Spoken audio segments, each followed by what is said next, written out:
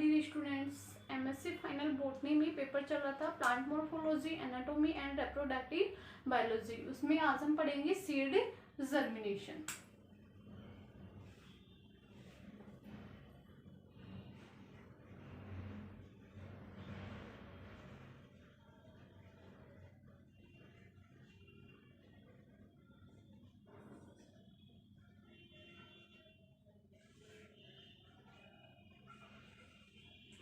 Seed germination process कौन सी है? इस प्रोसेस के अंदर न्यू प्लांट ग्रो करेगा, एक प्लांट विकसित होगा, किससे? एक सीड से विकसित होगा। वो प्रोसेस कौन सी कहलाएगी? सीड जर्मिनेशन कहलाएगी। इनकी इस सीड में क्या होगा? स्प्रोटिंग होगा और क्या होंगे? कोटाइलिडोन्स निकलेंगे। इनकी इसके अंदर न्यू प्लांट, इसके द्वारा नया प्लांट उगेगा। किसके द्वारा? ये कोई सीड है, सीड के द्वारा। ये प्रोसेस कौन सी कहलाएगी? सीड जर्मिनेशन कहलाएगी। अब इस जो सीड जर्मिनेशन प्रोसेस के अंदर डेवलपमेंट होगा कि इसका सीडलिंग का एक सीड के द्वारा किस प्लांटों के अंदर? एंजियोस्पर्म के अंदर और जिम्नोस्पर्म के अंदर। तो इनका एग्जांपल कौन सा हो गया? Gymnosperm and angiosperm.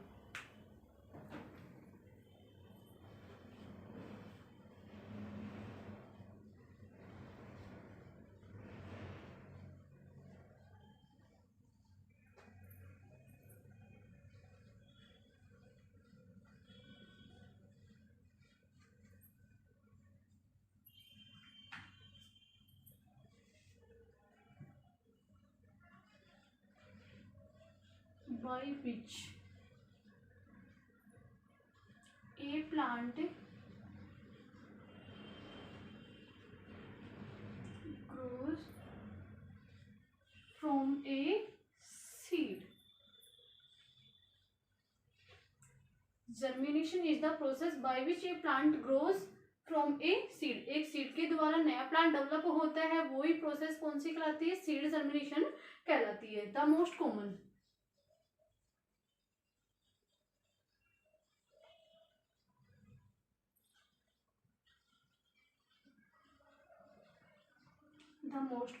examples of germination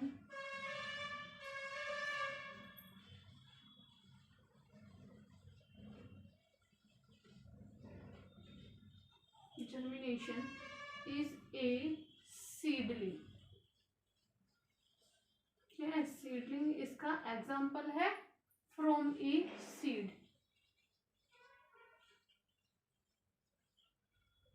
और फिर फ्रॉम ए सीड किसका? एंजियोस्पर्म का। Angiosperm and gymnosperm.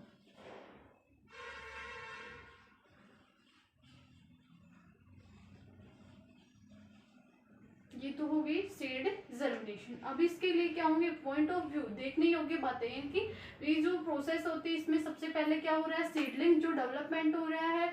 Seedling development कैसे हो रहा है? एक सीड के साथ में कंटेन हो रहा है, इनकी ग्रोथ हो रही है। और वो ग्रोथ किससे हो रही है? एक प्लांट की हो रही है। वो प्लांट किससे कंटेन है? एक सीड से कंटेन है। तो वो देखने योग्य बातें। नेक्स्ट है जो सीडलिंग, जो सीड जर्मिनेशन प्रोसेस है, ये क्या है? मेटाबॉलिक प्रोसेस है। और इसके परिणाम स्वरूप क्या होंगे? इसमें रेडिकल्स बनेगा, प्लूमुल्स बनेंगे। नेक्स्ट पॉइंट के अंदर जो वेस्कुलर प्लांट्स होते हैं उनके सीड, इनकी सीड ऑफ वेस्कुलर प्लांट्स कैसे होते हैं? इसके अंदर पैकेजिंग ऑफ फ्रूट, इनकी स्मॉल पैकेजिंग फ्रूट के फॉर्म में होते हैं। और किनकी प्रेजेंसी? इसके अंदर किसकी प्रेजेंसी भी होती है? Male and female reproductive cell की प्रेजेंसी होती है। नेक्स्ट है इनके जो डेवलप जो सीड होता है, मेच्योर जो सीड होता है वो कंटेन होता है किसका? मोस्ट कवरिंग पार्ट क्या होगा? सीड कोट होगा। एंडोस्पर्म क्या करेगा? रिजर्व फूड होगा, स्टोरेज फूड को करेगा। इसके अलावा इसके अंदर क्या होगा? एम्ब्रियो शेल होगी। तो ये कौन सा होगा? डेवलप पूरा एम्ब्रियो हो गया, इनकी डेवलप सीड हो गया। तो यही सारी कंडीशंस क्या होंगी? सीड जर्मिनेशन में हेल्प करेंगे। इसके अलावा सीड जर्मिनेशन के अंदर जो एनवायरमेंटल कंडीशंस हैं, एक्सटर्नल और इंटरनल दोनों ही कंडीशन होना जरूरी, नेसेसरी है। इनिशिएट क्या होंगे? उसके अंदर मेटाबॉलिक इनिशिएट प्रोसेस होनी चाहिए, या फिर इसके अंदर कौन सी? सेल ग्रोथ होनी चाहिए। तीनों ही चीजें होंगी तभी क्या होगा? एक सीड के अंदर जर्मिनेशन स्टार्ट होगा। तो point first, germination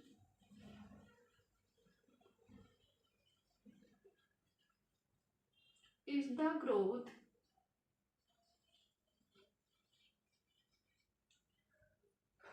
of a plant contain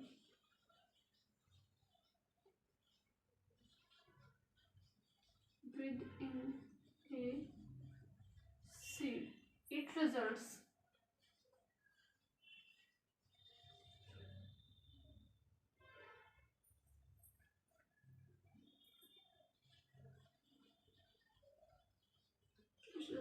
formation of seedling development.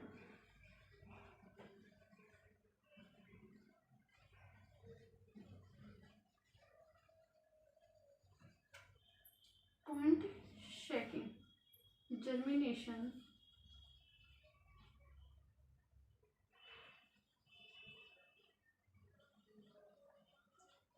is the metabolic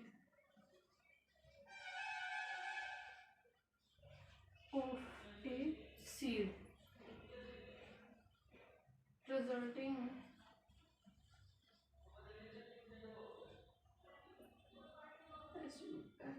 resulting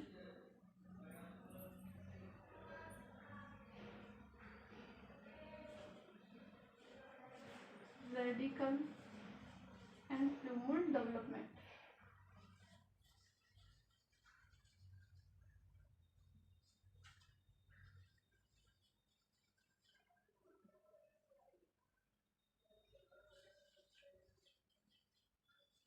क्या क्या बनेंगे, किसका डेवलपमेंट होगा, रेडिकल का डेवलपमेंट होगा और दूसरा प्लूमूल का डेवलपमेंट होगा। जब सीड के अंदर कौन सी होगी, मेटाबॉलिक प्रोसेस होगी।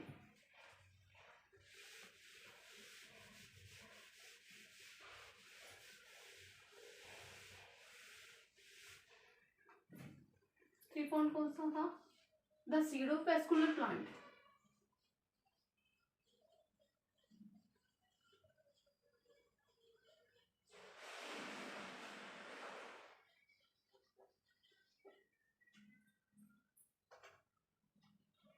Is a small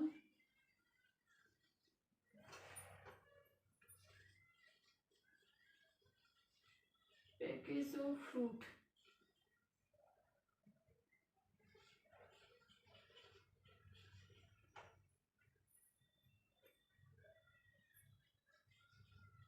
there are also presence, किसकी प्रेजेंस होगी, also presence of male and female reproductive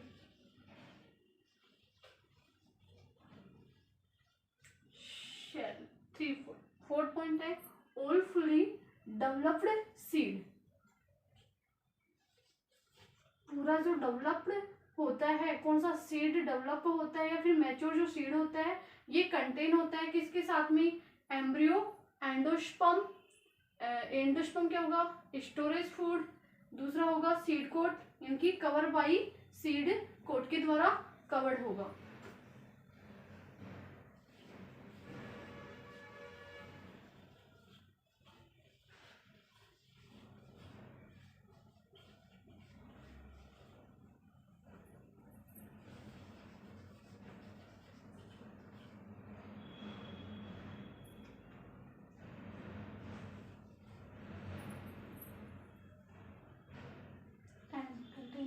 embryo, endosperm क्या है, एंडोस्पर्म एज इनकी फूड रिजर्व, फूड रिजर्व। इसके अलावा seed coat, protective part of seed.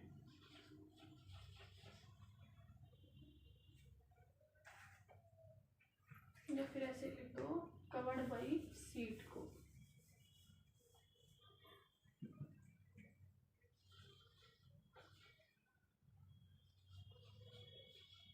Covered by seed coat and embryo shell.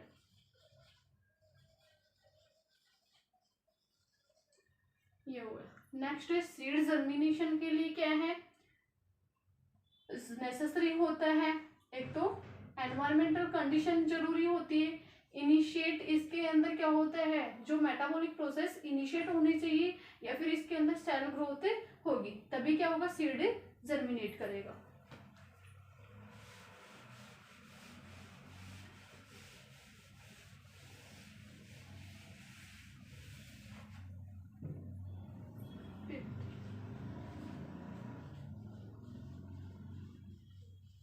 In seed germination,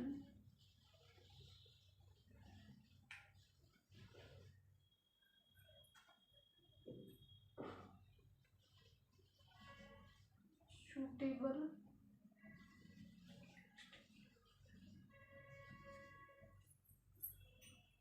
external environmental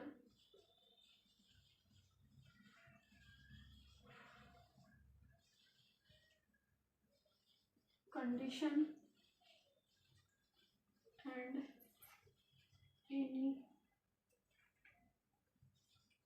initiate metabolic process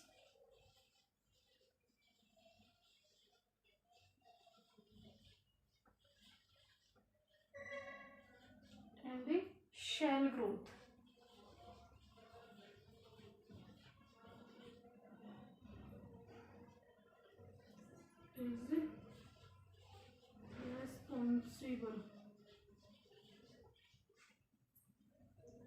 Is responsible कि seed germination के अंदर suitable external environmental condition initiate metabolic process cell growth क्या होती है responsible होती है किसके लिए सीड जर्मिनेशन के लिए, या फिर ऐसे सीधे ही लिख सकते हो suitable external environmental condition and initiate metabolic process and cell growth is responsible for seed germination.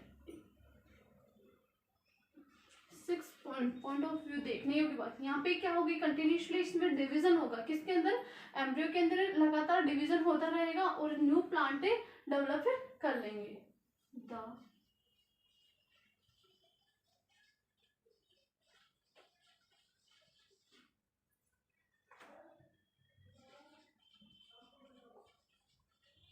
Division into embryo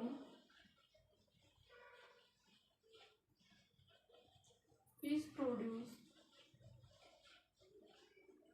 produce a new plant, it produces new plants। Next क्या होते हैं सीड जर्मिनेशन डिपेंड होता है किसके ऊपर both external and internal condition के इनकी both external and internal factors के द्वारा इनकी इसके लिए दोनों ही जरूरी होते हैं। कौन कौन से जैसे कि लाइट हो गई डार्कनेस हो गया पीएच हो गई वाटर हो गया एयर हो गया सारे ही फैक्टर्स क्या होते हैं सारे फैक्टर के ऊपर डिपेंड करता है क्या सीड जर्मिनेशन। फॉर एग्जाम्पल अभी देखेंगे सीड जर्मिनेशन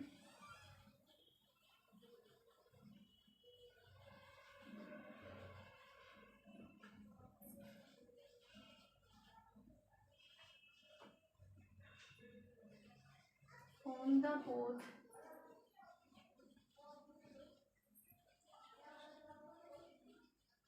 external and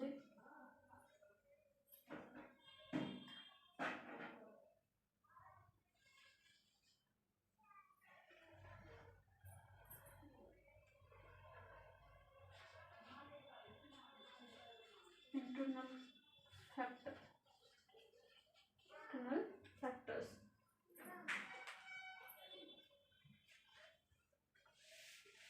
अब इसमें मोस्ट इम्पोर्टेंट फैक्टर्स इंक्लूड होंगे कौन कौन से जैसे कि लाइट हो गई पीएच हो गई ऑक्सीजन हो गया।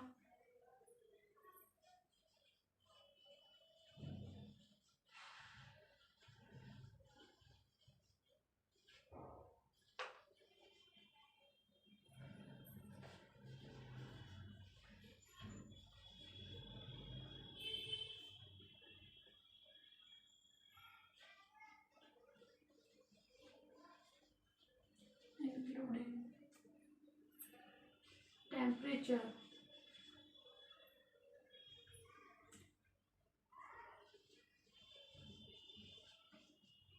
light,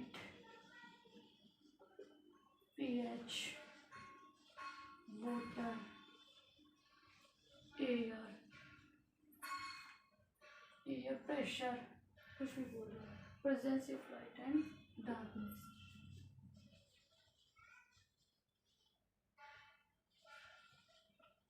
इसके अलावा वेरियस प्लांट्स डिफरेंट कंडीशन भी क्या होती है, रिक्वायर्ड होती है, जैसे कि नेचुरल हैबिटेट हो गया, इकोलॉजिकल हो गया, इकोलॉजिकल कंडीशन हो गई।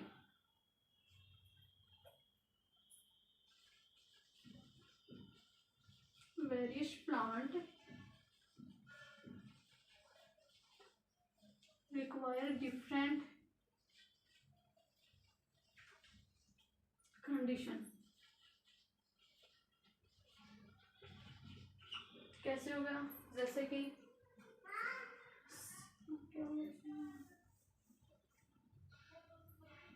इकोलॉजिकल,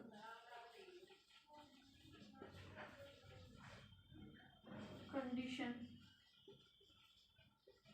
या फिर इसके अंदर नेचुरल हैबिटेट, प्राकृतिक आवास, जैसे कि कोई भी प्लांट है तो उसके अंदर दूसरी इनकी डिफरेंट कंडीशन भी रिक्वायर्ड होती है। इकोलॉजिकल कंडीशन हो गई या फिर नेचुरल हैबिटेट हो गई, कोई भी अपनी प्राकृतिक आवास में रह रहा है, उसको दूसरी जगह पे लेके जाएंगे तो वहाँ पे ग्रो नहीं, इनकी सीड जर्मिनेट नहीं करेगा। तो ये जो कुछ डिफरेंट जो कंडीशंस होते हैं वो भी रिक्वायर्ड होती है किसके लिए, सीड जर्मिनेशन के लिए। अब हम देखते हैं जैसे कि वाटर कैसे जरूरी है, फॉर एग्जाम्पल एक्सपेरिमेंट करके देखेंगे। एक बीकर लेंगे, उसको आप क्या करेंगे, पानी से भर देंगे, इसके अंदर क्या डालेंगे, ग्लास स्लाइड के ऊपर 3 सीड डालेंगे, एक तो ऊपर ऊपर डाल देंगे, एक बीच में डालेंगे और एक इसके इनकी स्लाइड के बॉटम में जो पानी के अंदर डिप हो रही है। अब ये जो सीड है ये क्या है, आधा तो क्या है पानी के अंदर है, आधा ऊपर है, तो इसमें ही क्या होगा, जो बीच वाला है ये वाला जो सीड है A B C, तो जो बी वाला सीड है ये ही क्या करेगा, जर्मिनेशन करेगा। क्यों, इसके अंदर क्या है, वाटर भी इसको जरूरी, वाटर भी मिल रहा है इसको, इसके अलावा इसको एयर भी मिल रही है, ठीक है, ऑक्सीजन है, एयर प्रेशर भी मिल रहा है, लाइट भी मिल रही है, सब इनकी इसके अंदर जो जितने भी फैक्टर्स हैं वो सारे इसको यहाँ पे उपलब्ध हो रहे हैं, ठीक है, मिल रहे हैं, रेस्पॉन्सिबल हो रहे हैं, तभी इसमें के अंदर क्या होगा, जर्मिनेशन होगा। अब ये वाला जो सीड है इसके अंदर क्या है, एयर प्रेशर वगैरह मिल रहा है, लाइट भी मिल रही है, लेकिन इसको क्या नहीं मिल रहा है, वाटर नहीं मिल रहा है, तो ये जर्मिनेशन नहीं करेगा। इसके अंदर पानी मिल रहा है लेकिन इसको एयर नहीं मिल रहा है, लाइट नहीं मिल रही है, इसलिए जर्मिनेशन नहीं करेगा। और ये जो बीच वाला ही क्या करेगा, जर्मिनेशन करेगा। तो ये एक्सपेरिमेंट आप घर पे करके देख सकते हो, कोई भी सीड ले करके।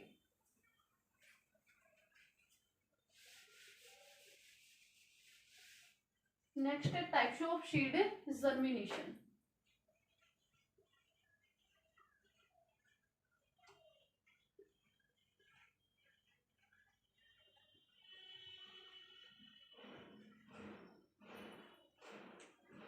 नेक्स्ट की वीडियो में मैंने बताया था जो प्लूमोल स्ट्रक्चर है ये क्या करेंगे, यहाँ से कोटाइलिडोन्स निकल रहा है, किसी में 2 निकल रहा है, किसी में 1 निकल रहा है, तो ये जो कोटाइलिडोन्स है ये क्या करेगा, ऊपर की ओर नीचे की ओर वृद्धि नहीं करने देगा, ठीक है, बिना नीचे प्लूमोल के नीचे वृद्धि की ही जो जर्मिनेशन होता है वो तो कौन सा कहलाएगा, इपीजियल।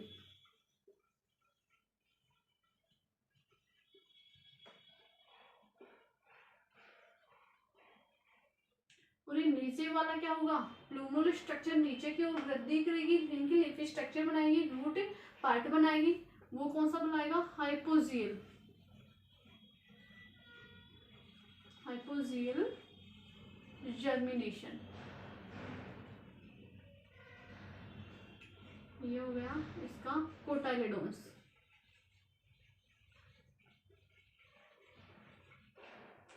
तो ऐसे आप समझ जाना, इनकी जो कोटाइलिडोन्स के ऊपर वाला पार्ट होगा प्लूमोल से ऊपर है, इनकी प्लूमोल नीचे की ओर वृद्धि नहीं करेगा, क्या करेगा, अपवर्ड की ओर भेजेगा, वो तो कौन सा होगा, एपिजियल जर्मिनेशन। जो प्लूमोल नीचे की ओर क्या करेगा, ग्रो करेगा, सोइल के अंदर जो पार्ट होता है वो कौन सा कहलाएगा, हाइपोजियल जर्मिनेशन कहलाएगा। तो जर्मिनेशन क्या होता है, 2 प्रकार का होता है, कि इसके अंदर सीड जर्मिनेशन 2 प्रकार का होता है, एक तो होता है डाइकोट जर्मिनेशन,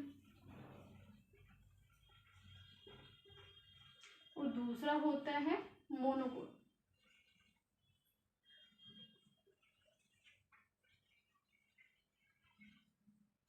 मोनोकोटिक जर्मिनेशन, किसमें, एक तो होगा डाइकोट में जर्मिनेशन, दूसरा होगा मोनोकोट में जर्मिनेशन। तो डाइकोट की हम बात करेंगे।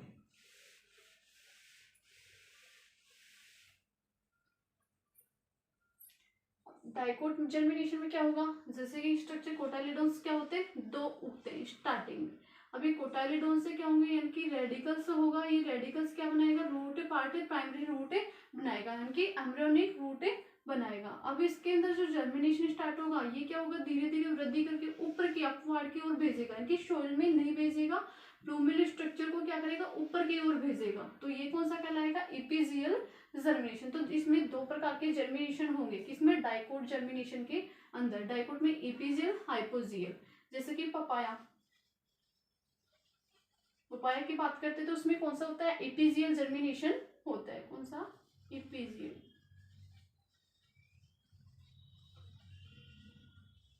जर्मिनेशन होता है। तो डाइकोट में ये हो गया, दो कोटाइलिडोन्स निकलते हैं, सीडलिंग जो ग्रोथ होगी, प्लूमल जो स्ट्रक्चर है ये क्या होगी, अपवार्ड की ओर भेजेगी, क्या बनाएगी, शूट बनाएगी, ठीक है। और वो कौन सा है, एपिजियल जर्मिनेशन। जैसे आपने देखा होगा जो पपाया होता है उसके नीचे वाला पार्ट है, यानी कि रूट पार्ट है, वो तो क्या होता है, छोटा होता है, और शूट पार्ट ज्यादा बड़ा होता है। तो वही क्या है, एपिजियल जर्मिनेशन के कारण होता है। दूसरा है हाइपोजियल, यानी कि नीचे की ओर वृद्धि कराएगा, वो कौन सा होगा, जैसे कि मटर वगैरह है, पी वगैरह आपने देखा होगा, ऊपर कम होता है, नीचे की ओर अपवर्ड की ओर। जैसे ग्राउंड नट है, मूंगफली है, उसमें भी नीचे की ओर होता है। तो वो कौन सा आएगा, हाइपोजियल जर्मिनेशन।